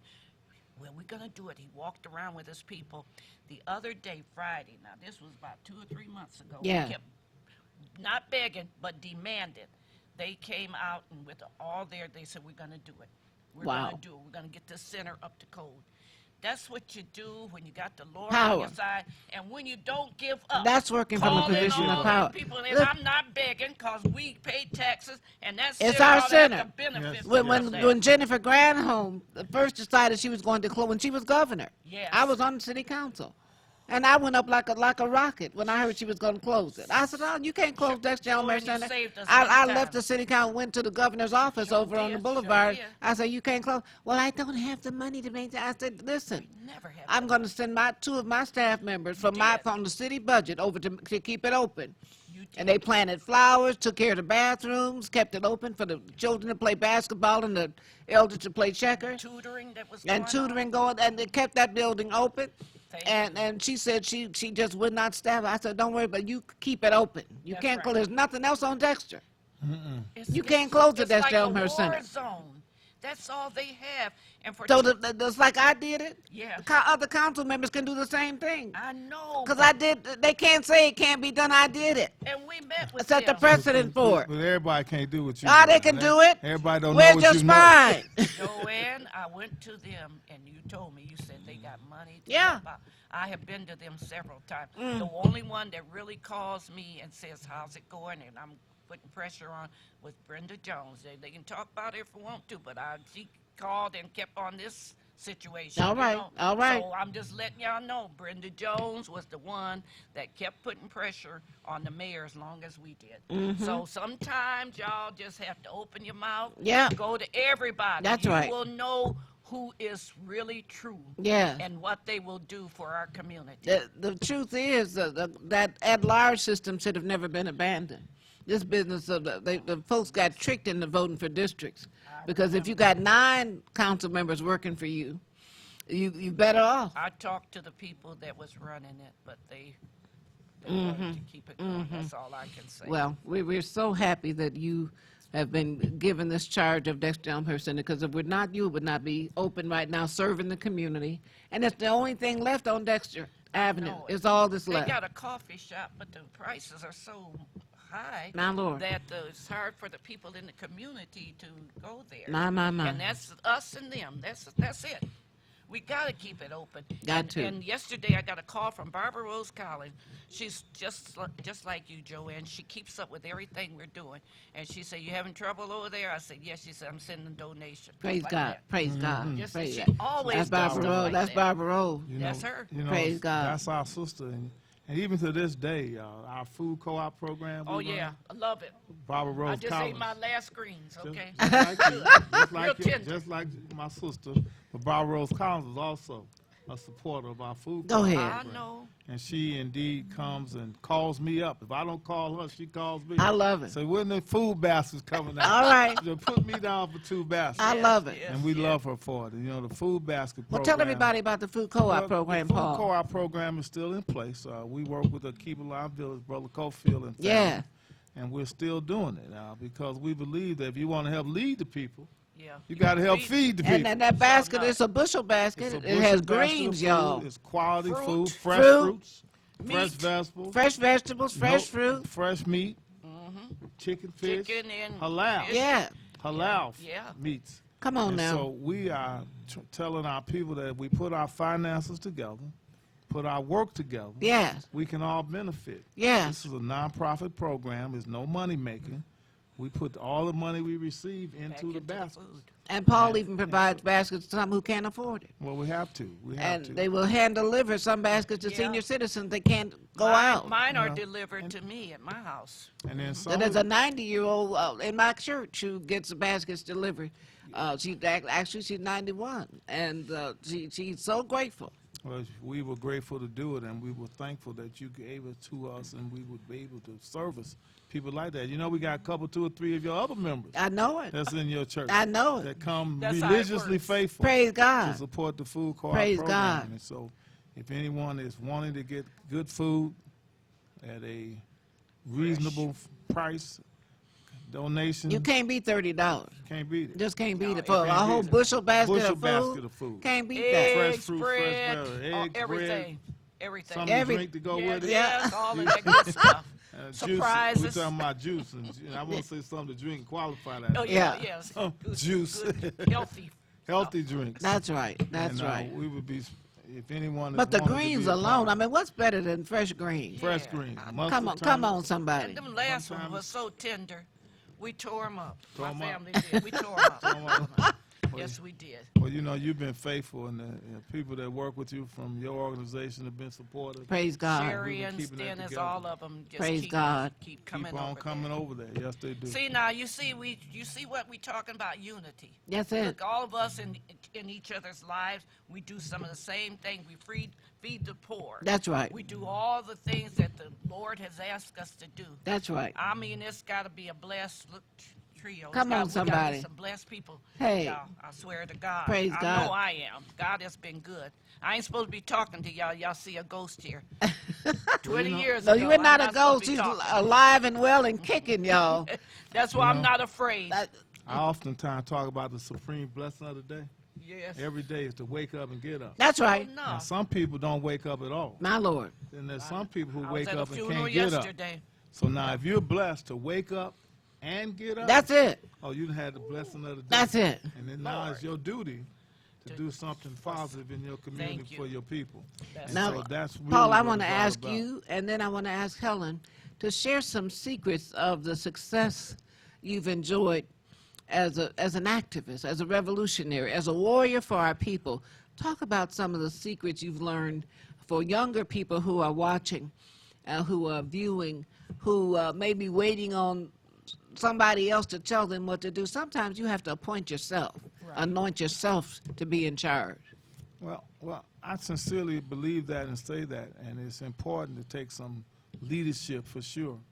But I also submit to you that you got to have some people that's working in cooperation with you, some people who see what you see and able to support you in that effort, because you can't do it by yourself. There's no way you can. You can try, and you can do the best you can, but you're going to need people power. You're going to need supporters. You're going to need people that's of the same understanding. And we were blessed to do that with that inner city sub-center project for many, many years, and develop people like Marvis Cofield, Come who on now now. has the Keebaline Village. My. Has never forgotten his roots. And so we've just moved some of the things that we used to do over there. That's right. To the next location. And that's really, really the key to it all. Each one reach one, each one teach one. That's right. If you teach some people some of the things that you've been privileged to learn, if you will, and be a party to, then you can keep those projects and programs going, and that's what we've been blessed to do. And it's been a lot of help, such as you all who have helped me down through the years. And I can't pretend to say that this was something that I did by myself. Oh, no way, no how. It was with the support and the help of many, many people in this Detroit city, in this community. And many people don't know, and I want to make that clear, because I was thinking about it when you mentioned about the Dexter Elmhurst. People don't know that I grew up on the west side. I used to live on Elmhurst. What you say? Right down between Petoskey and Otsego on Elmhurst. You better say For it. many, many years as I was growing up and coming up. And then it was in later years that I got over on the east side. Come on now. But I've never forgotten my roots, and I've never forgotten the people that have been supportive over the years. And many of them have been supportive based on understanding we were doing something positive. That's right. Something that was beneficial to the people in the community. Praise God. Well, God bless you. And Paul Taylor was one of his mentors when he was young, was the Nana Kwame Ata, now an ancestor. Oh, please. I thought about him today. Paul provided a springboard for many Africans, nationalists, Pan-Africans, including before Operation Get Down got started. They checked in with Paul Taylor, who gave them advice and consultation. You know, Paul met Marvis Cofield when he was 14 years old. He was 14. When he was just when Cofield was 14, not when I was 14. No, Cofield was 14. Yes. But you know, when I met Kwame Ata, though, he and Ed Vaughn came out to Lawrence Tech College. Come on now. This is where I was going to school. Yes. And they gave me Malcolm X's book. Yes. And put those, I don't know, they had it on a, what was the record, 3370, whatever it was. And they played it, and it changed my life. My Lord. Without question. I will always have a special endearment with Elder Kwame Ata, God bless his spirit, and Brother Ed Vaughn. My. Oh, yeah. Who's still among us, the Wallimoo, who still calls me. And we communicate. And down in Alabama, Down in Alabama. And I love that brother, and I really give really awards to him and Brother Kwame Ata for giving me some information, some leadership, and getting me on the right track. Praise God. And I've always tried to do that. And I was just thinking out loud that I have a little picturette of Kwame Kenyatta. Praise God. Kwame Ata. Kwame Ata. Kwame Ata. And Kwame Ata was also a mentor to Kwame Kenyatta, the Honorable Kwame Kenyatta. Yes. And if I'd have thought about it, I had it laminated. Wow. And it's something that you were certainly part of. And I want to make sure that I got a lot of echo that. Praise God. Praise God. That brother was a special brother. And he was one that, he was such as he was that if he came to you and needed or wanted your help and support, you couldn't say no. You had to say yes. You had to say yes. You had to say yes. I mean, you couldn't. There was no way. Because the brother gave his life. Gave his life. And moved to Africa. And he moved with Africa. his wife, Queen Mother Effa, and family. Yes. Lived over there. Lived in Liberia. Lived in Ghana. Yes. But never forgot his roots. He didn't just talk about it. He lived it. Yes. Praise be to God. Yes. Well, I was very blessed to have Kwame Ata not only visit Central High School when I was there, but so did Mario Bedelli. And they did a lot of work on Linwood, where Central High School was. So I was right in the center. The Nation of Islam was right across the street. I read How to Eat to Live, Stop Eating Pork that day. My father thought I had lost my mind because he used to cook a rib per child on holiday. I went home and pronounced no more pork for me. You know, he and Ed Vaughn came over to the inner city sub center. That myself and my partner David Booker. Come on name now. I got to call. Oh, David. David Booker. And we opened the door for them to start the PAC. Come on now. Pan-African Congress. You better say it. The meetings were held at the inner city sub center. You better say it. And we were honored to have them there and to start the whole notion of the need for us to understand who we are from whence we've come. Yes. And they projected it out of our project, out of our building, and it grew on from there. Yeah. And we were I remember when honored the again. PAC was on Wyoming. Yes. I used to, when my youngest son was 2 years old, I'd take buses because my husband had the car. So I'd take a bus over to leave my son at the PAC daycare center before I go to work for Audie's son, Mama Imani's husband, Richard Humphrey. They started with us on the east side. Yeah. And then they moved it over on Wyoming on the west side. Yeah. But we always stayed in connection. Yeah, we always did. Stayed in touch, and Yep. it was something very special. And we stayed, there was a wonderful grouping of people who had similar priorities, who were absolutely convinced that our lives would be richer when our people became liberated. And we're still on that track. Still on that track, getting a little closer. We never left. And now, Queen Mother, I'd like to hear from you, your secrets Well, it's a lot of secrets, Joanne. to leadership, to the people listening who want to learn from you, because you have been on the front line of leadership for decades in Detroit. Long time. Well, mine started with, I'm from Newport, Tennessee, up in the Smoky Mountains. And I had a grandfather who was a slave. And my grandfather was freed with he and his mother. They left North Carolina, they walked across the mountains, and they ended up in Tennessee. My Lord. He was a young boy, but he was always trying to help his mother survive.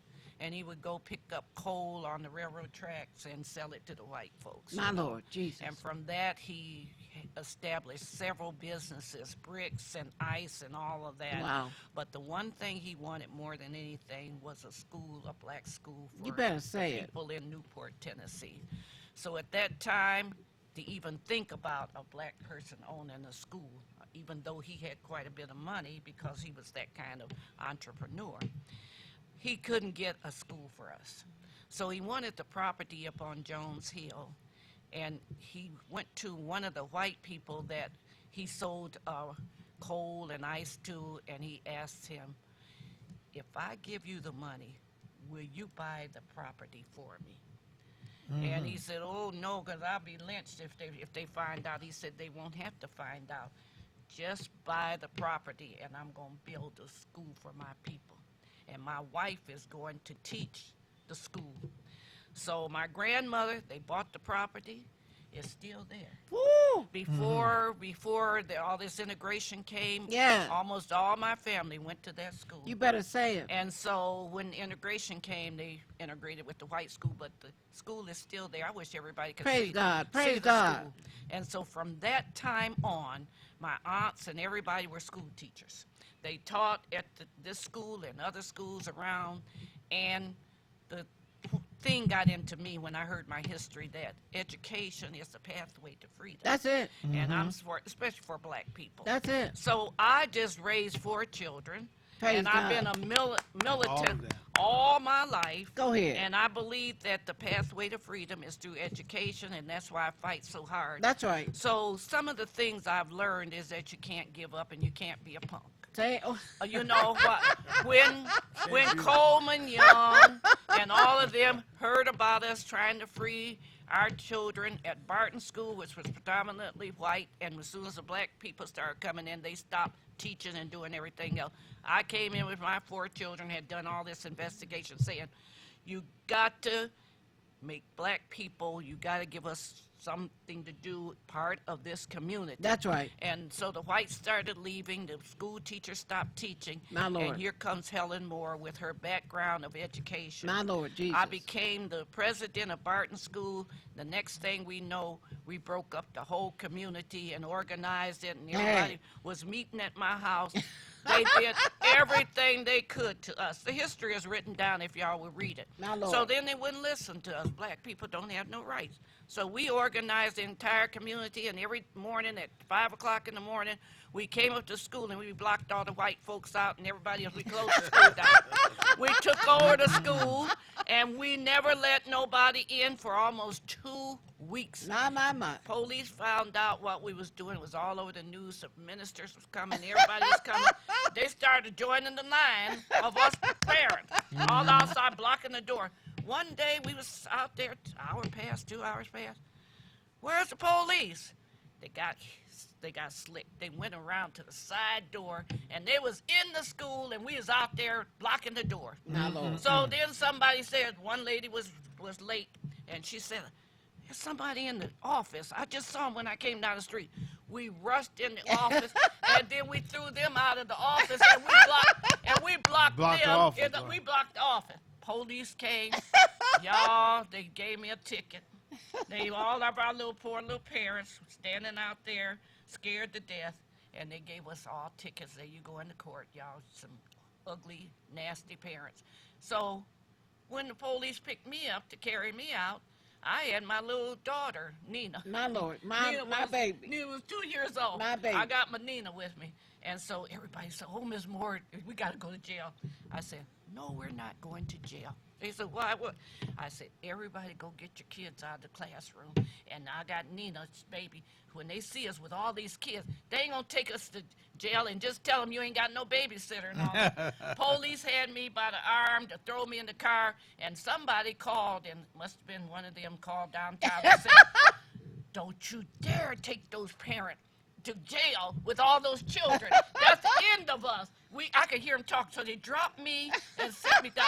So I had called my mama to come and get Nina, and my mama rushed up to the school and she says, you just the craziest job I've ever had. Get all these police around and you got this baby out here doing all this stuff.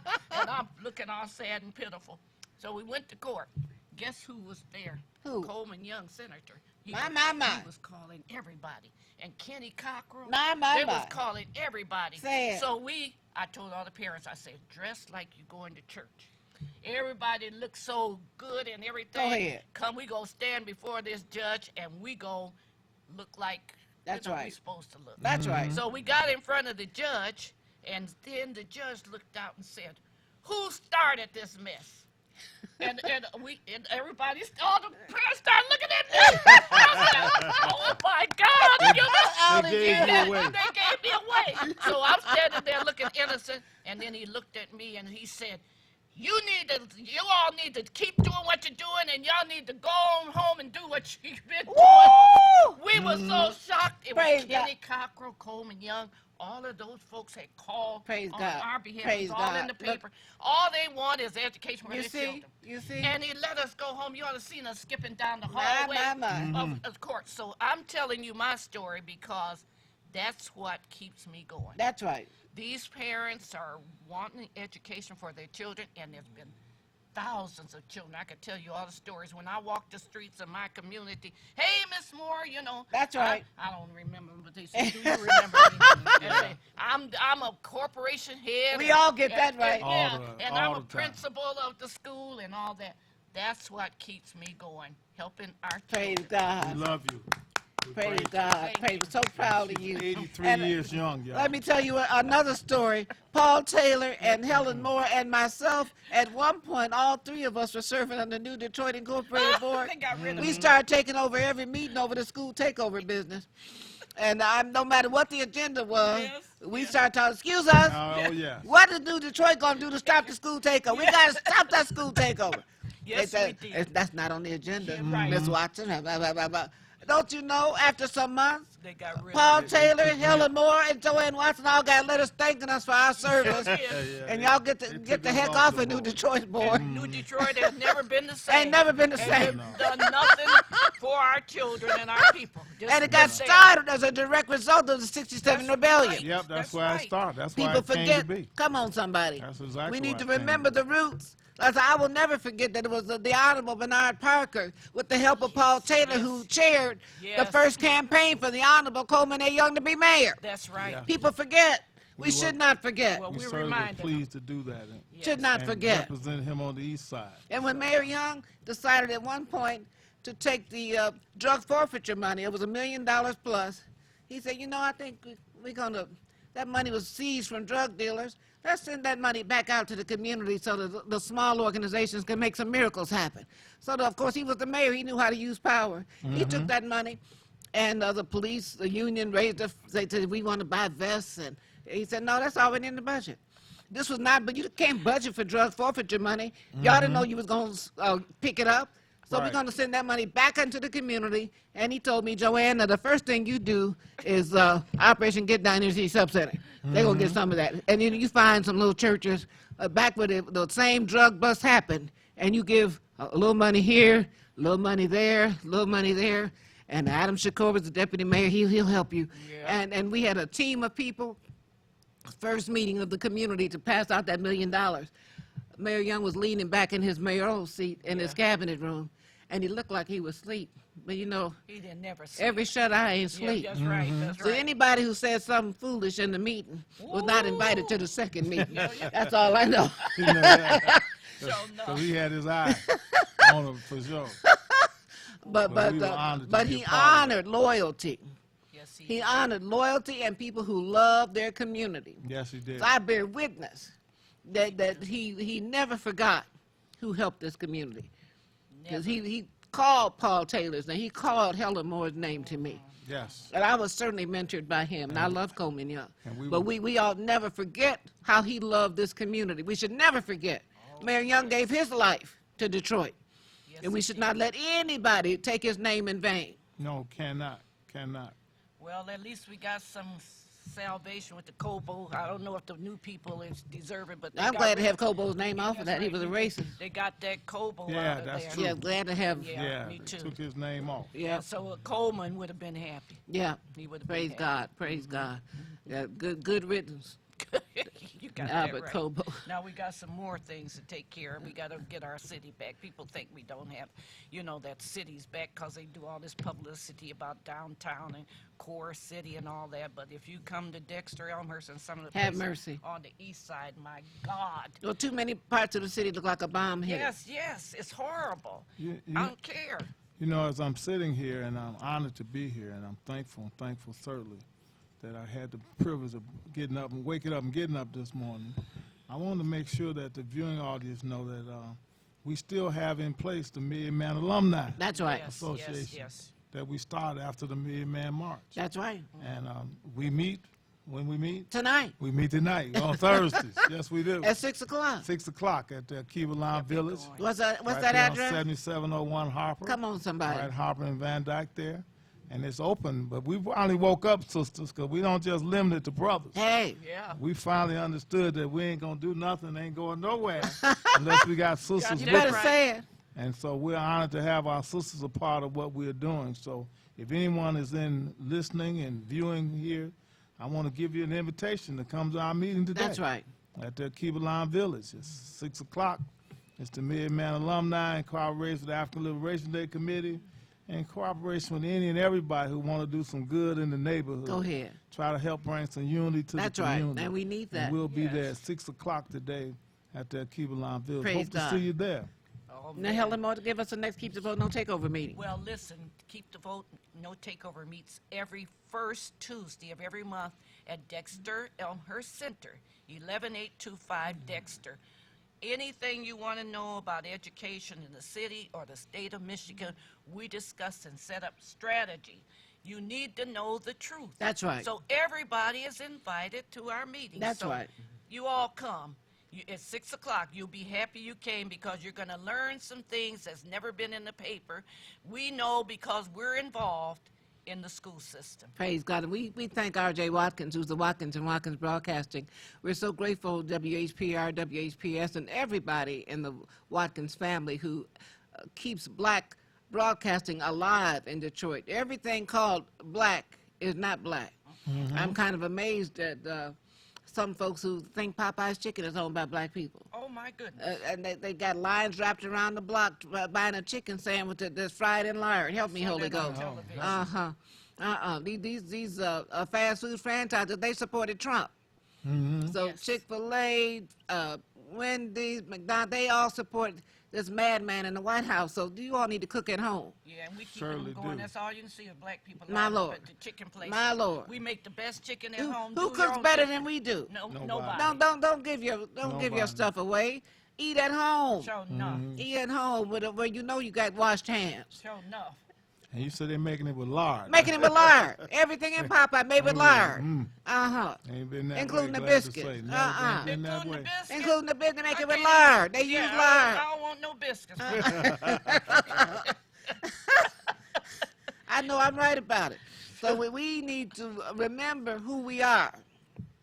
And instead of lining up and waiting an hour or 2 hours for a chicken sandwich fried in lard, you better line up to help your people. To be a part of the movement. I mean, you are just they gotta, lining up like that? I've been on television. Yeah. And I mean, and waiting in line for hours. And competing to who's the best chicken sandwich. They're not waiting in line to vote, but they waiting in line for hours for one chicken sandwich. They done run out of the chicken. Are you serious? They made an announcement on the news last night that Popeyes is sorry to announce we've run out of chicken. Well, help me, Holy Ghost. Joanne, can I just say this one thing while you were talking?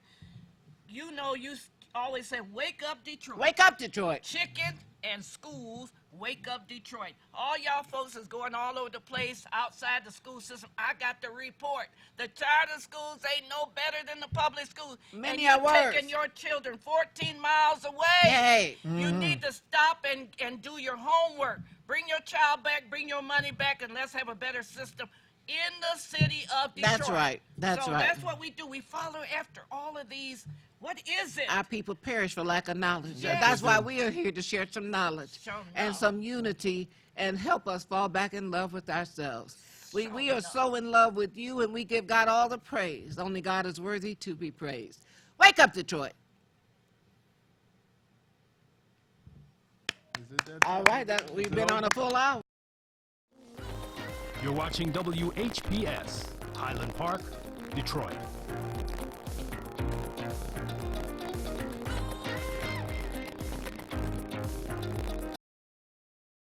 The views and opinions expressed on the following